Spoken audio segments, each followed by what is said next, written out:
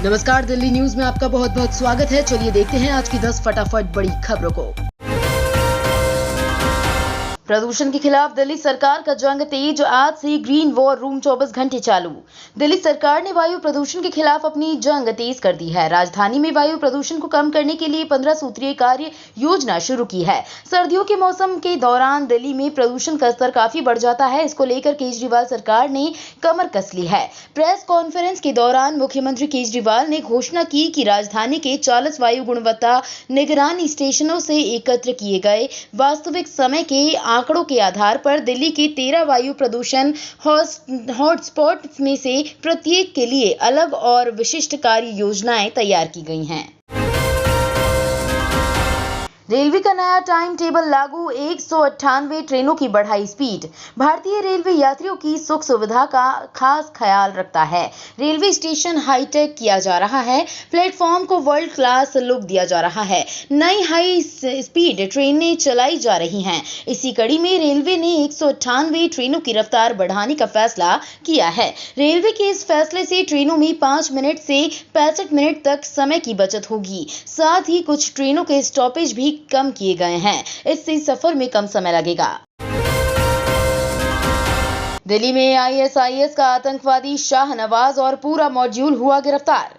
दिल्ली से लंदन तक भारत के दुश्मनों का हिसाब हो रहा है। अब से कुछ देर पहले दिल्ली पुलिस की स्पेशल सेल ने प्रेस कॉन्फ्रेंस कर दिल्ली से गिरफ्तार आईएसआईएस के आतंकवादी शाहनवाज और पूरे मॉड्यूल को लेकर कई बड़े खुलासे किए। शाहनवाज को दिल्ली से, जबकि उसके साथी रिजवान और अरशद को यूपी के लखनऊ और मुरादाबाद से गिरफ्तार किया गया। ये तीनों ही इंजीनियरिंग की पढ़ाई कर चुके हैं। शाहनवाज के ठिकाने से आईईडी बनाने का सामान बरामद हुआ है।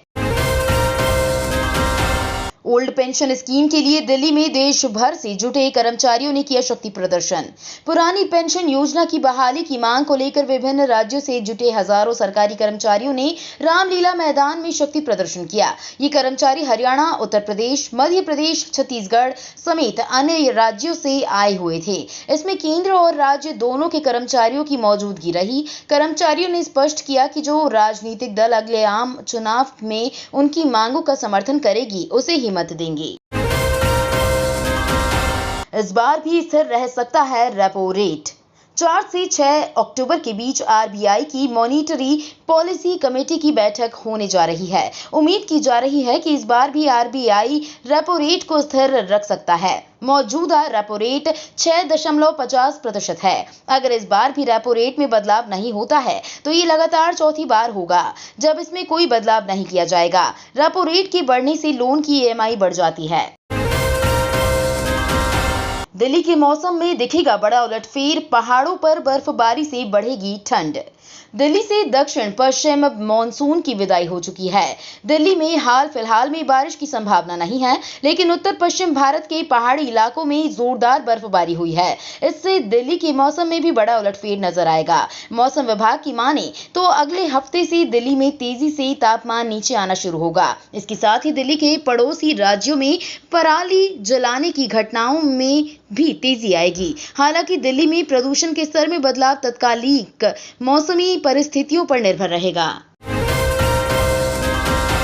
भारत में 74 लाख व्हाट्सएप अकाउंट पर लगा ban.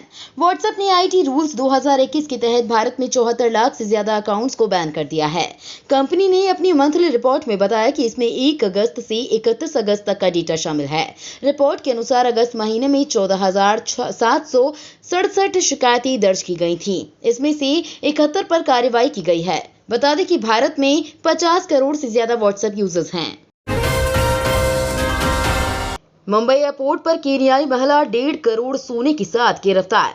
Mumbai air intelligence unit ने सोने की तस्करी के आरोप में एक विदेशी नागरिक महिला को गिरफ्तार किया है। उस महिला के पास 3.464 किलोग्राम सोना मिला है। जब्त किए गए सोने की कीमत 1 करोड़ 63 लाख रुपए बताई जा रही है। गिरफ्तार महिला का नाम सहारा मोहम्मद उमर है, जो केन्या की नागरिक है। आरोपी महिला रविवार सुबह केन्या एयरवेज की फ्लाइट से नैरोबी से मुंबई के छत्रपति शिवाजी महाराज अंतर्राष्ट्रीय हवाई अड्डे पर पहुंची। महिला ने अपने कपड़े में सोने की धातु छिपा रखी थी और कुछ सोना अपने शरीर पर पहन रखी थी।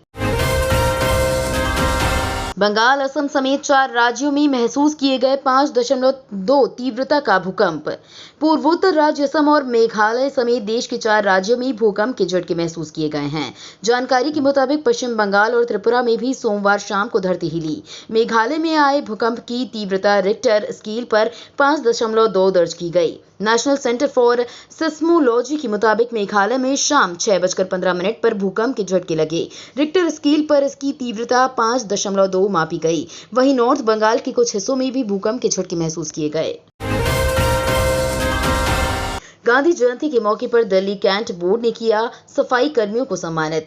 महात्मा गांधी की जयंती के उपलक्ष्य में पूरे देश में सफाई की बिगुल बजी हुई है। इसको लेकर देश प्रदेश में साफ सफाई किया जा रहा है। इसी कड़ी में राजधानी दिल्ली के कैंट इलाके में दिल्ली कैंट बोर्ड ने अपने सफाई कर्मचारियों को सम्मानित किया। इस दौरान स्कूली बच्चों ने नाटक प्रस्तुत भी किया। तो ये थी आज की बड़ी खबरें। डेली खबरों से अपडेट रहने के लिए चैनल को सब्सक्राइब करना बिल्कुल ना भूलें। धन्यवाद।